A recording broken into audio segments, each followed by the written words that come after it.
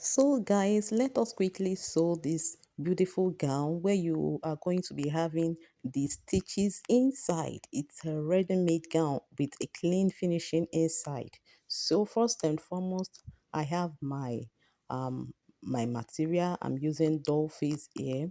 I have the underlay. All right. So I ruled out the first of all drafting now the half length.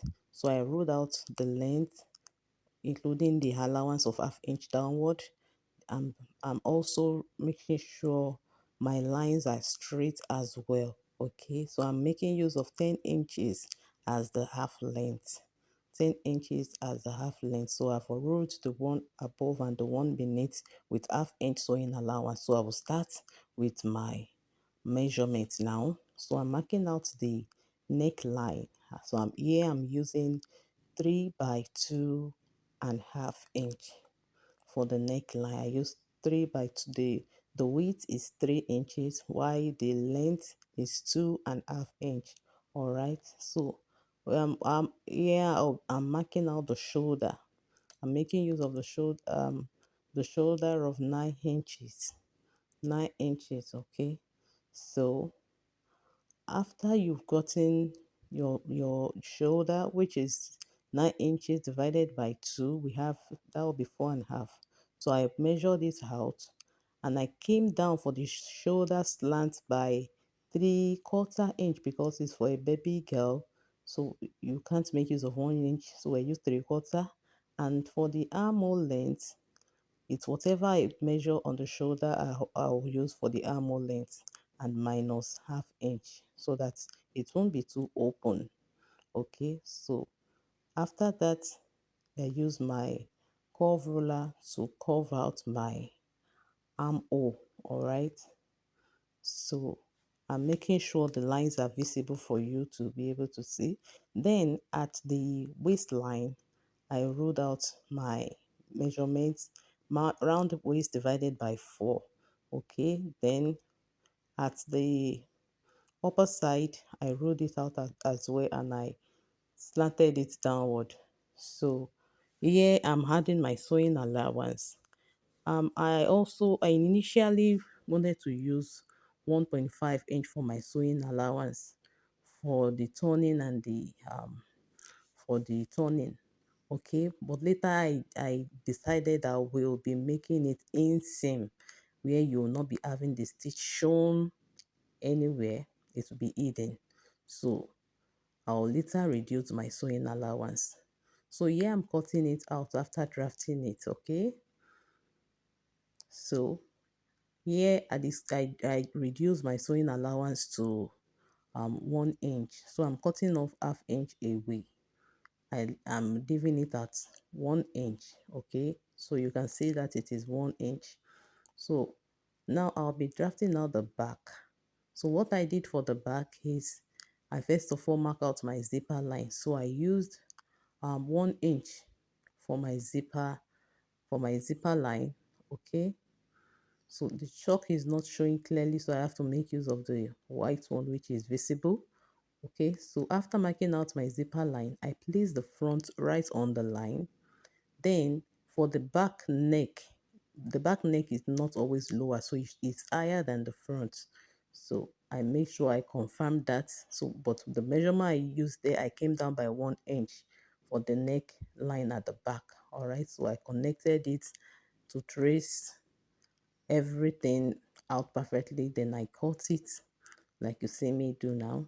Okay, so the only difference of the back and the front is the neckline and the zipper, which I have done, and the rest is the same. So that's why we are using our front to cut out our back. All right, so when you are cutting, please make sure your cutting is very neat and clean. So here I have to make sure the lines is straight. That is why I'm trimming off that side. Okay, so we have our back and our front half length drafted out now. So I'm making sure I notch the zipper line. Okay, so remember to notch yours too as well. So after that, I pick the front pattern, then I pick up my sequence lace, which I'll be using for it.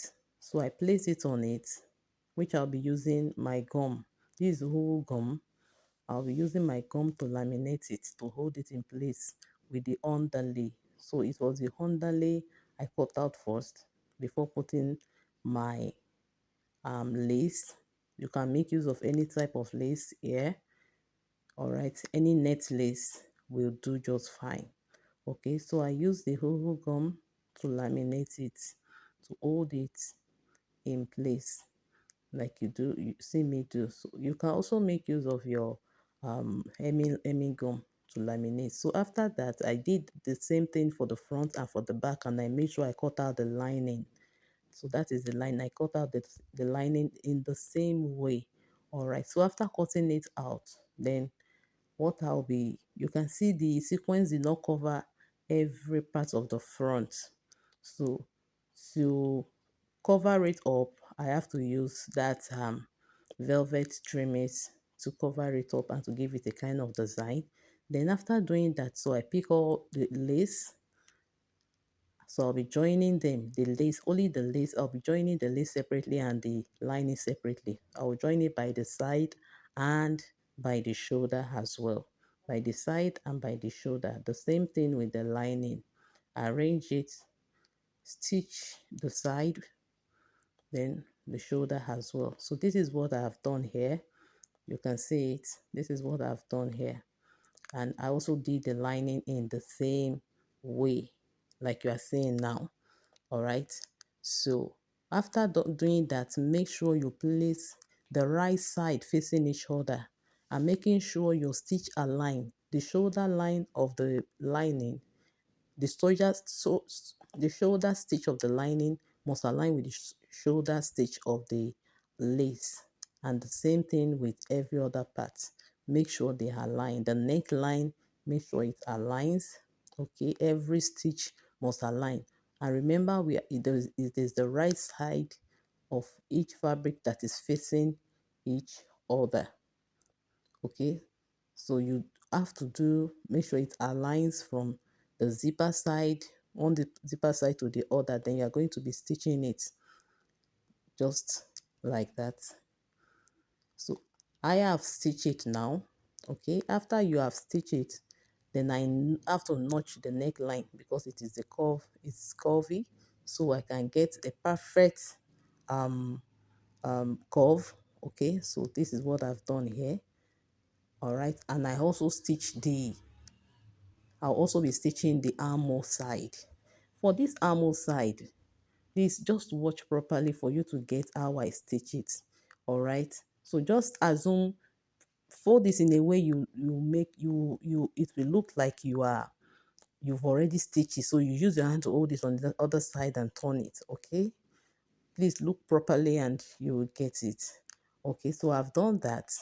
Okay, you can see that, and you can see the stitches. You can't see the stitches are hidden because the both stitch is facing each other inwardly. Okay, so now here I have it placed, and I will be ironing and giving it a good press. Just, you can see how neat we already have it. You can't see any allowance there. Okay, so having done that, I put that aside. We are moving to the down part. So for the down part, I cut out the length. I have to use the measurement of my round waist times 2.5, 2.5. That's the length of what I cut out. So I cut out for lining, I cut out for the underlay, and I also cut the same thing for the net. So for the net, I I folded it into two. Okay, so I'm placing three nets on each other. So that's going to give me six of it. Okay, because they are folded into two. But the length is also as the same as 2, 2.5 of the times 2.5 of the round waist. Okay, so I went to stitch all the three nets together, all the six nets together. So we have 6 layers of nets. Now for the first net, the one that will be on top, I have to use my velvet bias. I'll stitch it on it. Okay, So now back to our waistline where I joined all the nets together. So I make I have to unstitch the my thread on it. So I'll be running a running stitch on the exact stitch where I joined all the net together. And make sure when your running stitch is very close to each other, just like you see me do, it's not even up to quarter inch. The spaces in between, you can see it. It's not up to quarter inch. So I'm going to use the needle to run a running stitch because I want to use it to get my gathers. So I'm using this method to get my gathers. Okay. So now for the underlay, I've done the gathers, the net too. I've done my running stitch, then I'll be pulling now. All right. So you can see I'm getting my gathers like that. So the moment you are done with your gathers and you've achieved the same length like the underlay, you can then stop. So here I'm trying to find test it to see they are the same length. Okay, and at this point it has to be the length of the round waist exactly. Okay, so once I see it is perfect, I now stitch, knot it and cut out my thread. Okay, so I'll be placing it on the underlay. Please, you can make your net to be 15 layers. You can go as far as 20 layers to be more fuller. Okay, as far as 20 layers. Okay, all right. So I've joined the net with the underlay, and I also added my crinoline net to to make it stiff underneath. Okay, so I'll be stitching the side. I'll lay it upon each on top of each other, making sure my lining is on top. Then I'll be stitching the side. Don't stitch the waist yet. Like I said, okay, you can see I stitch the side and I'll be turning it. After turning it, at this point, I can now fold it into two to join it. Okay, so you join it and run your stitch. Remember to leave your zipper space. I left like 7 inches before I joined. You can see that place is for the zip. All right, then I'll turn it inside out. Then we have our under our flare part, the down part ready. Please, I make use of 2.5. I multiply the round width by 2.5 to get this fullness. You can make use of times 5 of it to get it even more fuller, please. Okay, I'm making use of the material I have available. Okay, so here at this point I'm getting the center of my of the whole of the lining and the net as well. So once I get the center, you can see I'm marking out the center. Then for the half length as well, I mark out my center, and I'll be making sure I let the right side of the half length and the down part face each other like you see me do. I'm making sure the center aligns with each other before using my lining to cover it up. Please, it's a technique.